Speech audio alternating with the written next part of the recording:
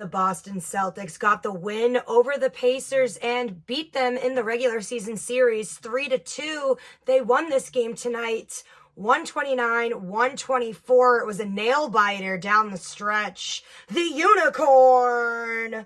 Kristaps Porzingis made his return tonight. I did not expect it, so it was a pleasant surprise. Also, it was a pleasant surprise was my boss, the best boss ever in the world.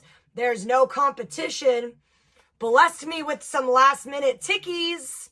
So after work, you know the vibes, work hard, play harder. I was able to go across the street and be in the NBC Sports Boston suite.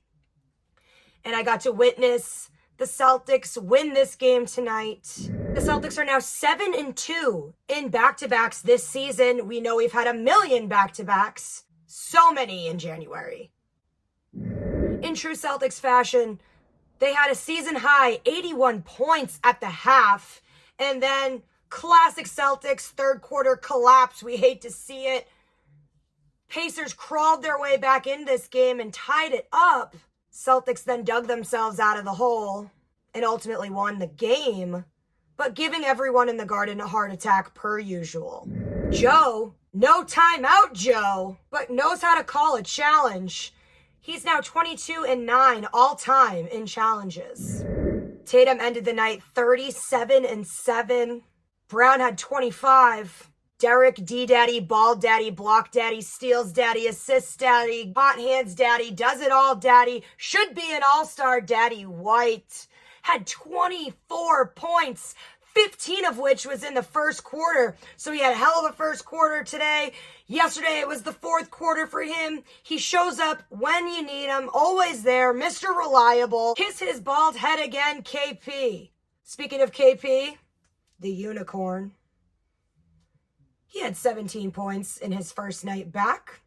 And Jrue Holiday also had 17 points. The starting five put in work. No Al Horford tonight. Nobody else was in double figures, but Sammy Hauser had 9 off the bench. Nesmith, doing work for the Pacers, had himself a night, 26, 12, and 7, almost a triple-double. Pascal Siakam, the newly acquired Pascal Siakam, 23 points.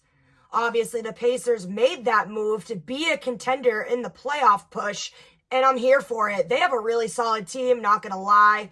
I look forward to seeing their matchup, whoever they face, in the playoffs. Miles Turner, who was listed as questionable today, so was Halliburton, so was Smith. Pretty much everyone that they had listed questionable, other than Mathurin, played tonight. He had 17 points. And Halliburton in his first game back had 13 and 10. Seemed to be on a minutes restriction because he was not in the game at the end of the game there when it came down to the wire.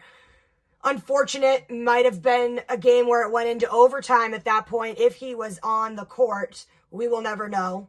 But he healed with 12, and then off their bench, Tembard had 15 and Toppin had 11. We continue our homestead on Thursday against the rivals, the big bad Lakers. Bad as in they are not good. And then the return game of Marcus Smart. Unfortunately, he won't be playing. Ja Morant is also out. So yes, this was a big waste of my money. But I will still cry at the tribute video on Sunday.